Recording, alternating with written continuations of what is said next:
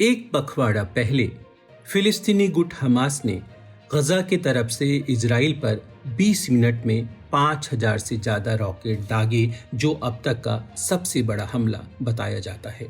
ये हमला सुबह 6 से 6:30 बजे के बीच हुआ।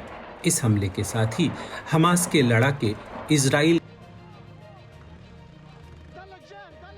के अंदर घुस गए और देखते ही देखते गजा बॉर्डर के पास इजराइल शहरों में जगह जगह लाशें बिछ गई।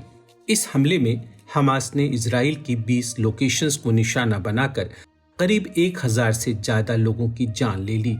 इजरायली खुफिया एजेंसी मोसाद और इजरायली सेना, जो तकनीकी तौर पर संपन्न और दुनिया भर में अव्वल बताई जाती है, उसे इतने बड़े हमले की भनक तक नहीं लगी।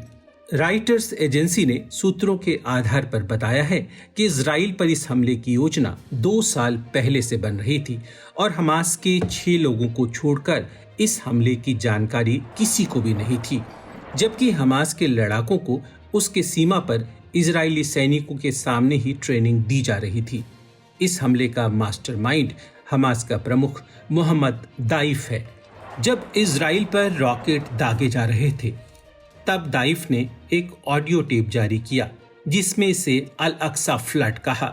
दरअसल मई 2021 में इस्लाम के तीसरे सबसे पवित्र स्थल अल अक्सा मस्जिद पर इजराइल ने छापे मारे थे।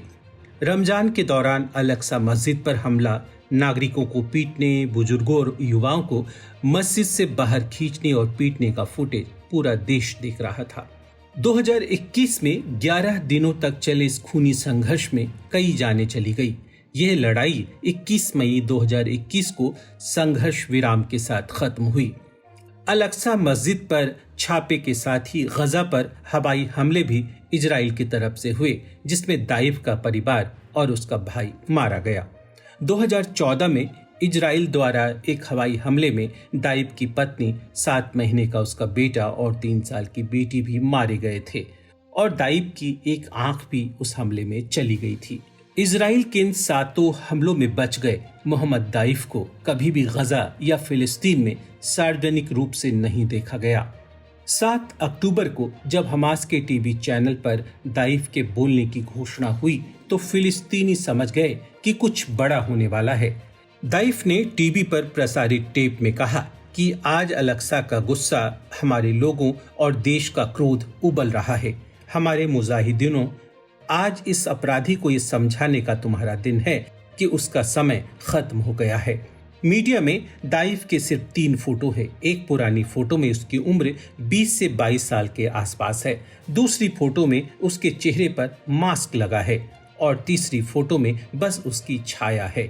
दाइफ कहाँ रहता है, इसकी जानकारी आज तक किसी को भी नहीं मिल पाई। मोहम्मद दाइफ 1965 में गजा के खान यूनिस कैंप, जो कि एक रिफ्यूजी कैंप है, उसमें जन्मा।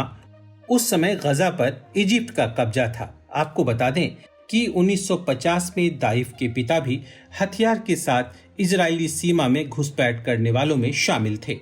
दाइफ ने गजा की इस्लामिक यूनिवर्सिटी में भौतिकी, रसायन और जीव विज्ञान में अपनी पढ़ाई की है। हमास के साथ जुड़कर आगे बढ़ने के साथ दाइफ ने सुरंगों का नेटवर्क बनाने का भी एक बड़ा काम किया और बम बनाने में उसे महारत हासिल है। आत्मघाती बम धमाकों के जरिए दर्जनों इजरायली नागरिकों की हत्या का जिम्मेदार दाइफ को ही माना जाता है। हमास के सूत्र राइटर्स को बताते हैं कि वो स्मार्टफोन जैसे आधुनिक तकनीकों का इस्तेमाल नहीं करता। वो इस साये में रहने वाला आदमी है जिसके 20 साल की उम्र की फोटो के अलावा और कोई भी फोटो उपलब्ध नहीं है। पिछले 2 साल से इजराइल पर इस हमले की तैयारी हो रही थी, जिसमें गजा में हमास के नेता याह्या सिनवार के साथ हमास के अल कसम ब्रिगेड की कमान संभालने वाले दाइफ शामिल थे। सबसे हैरत अंगेज बात तो यह कि इस योजना की भनक इजराइल का कट्टर दुश्मन और हमास को पैसा, हथियार और प्रशिक्षण देने वाले ईरान को भी नहीं थी। ईरान सिर्फ इतना जानता था कि हमास एक बड़े ऑपरेशन की योजना बना रहा है। हमास के सूत्र बताते हैं कि 1989 में दाइफ को इजराइल ने गिरफ्तार कर लिया था और 16 महीने जेल में रखा था।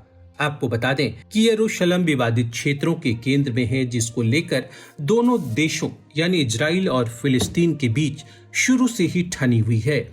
इजरायली यहूदी फिलिस्तीनी अरब देशों की संस्कृति, पहचान और इतिहास यरूशलेम से जुड़ा हुआ है। दोनों ही इस बात पर अपना दावा करते हैं। यरूशलेम अल अक्सा मस्जिद को यहूदी टेम्पल माउंट बताते हैं, जबकि मुसलमानों के लिए ये अल हराम अल शरीफ है। यहाँ मौजूद डोम ऑफ द रॉक को यहूदी धर्म में सबसे पवित्र धर्म स्थल कहा जाता है। इसे मोहम्मद पैगंबर से जुड़ा भी बताया जाता है। इसका मैनेजमेंट जॉर्डन करता है और सुरक्षा इंतजाम इजराइल। वहीं ईसाई मानते हैं कि यरूशलेम में ही बैतलहम है, जहां ईसा मसीह का जन्म हुआ, और यहूदी मानते हैं कि यहीं से उनकी धर्म की शुरुआत हुई। लगभग 1 साल पहले ही गजा पट्टी पर उथल पुथल मची हुई थी। लगभग 100 किलोमीटर लंबे और 50 किलोमीटर चौड़े इस क्षेत्र को 1967 में इजराइल द्वारा कब्जा किए जाने के बाद से ही इजराइल और फिलिस्तीन में संघर्ष छिड़ा हुआ है।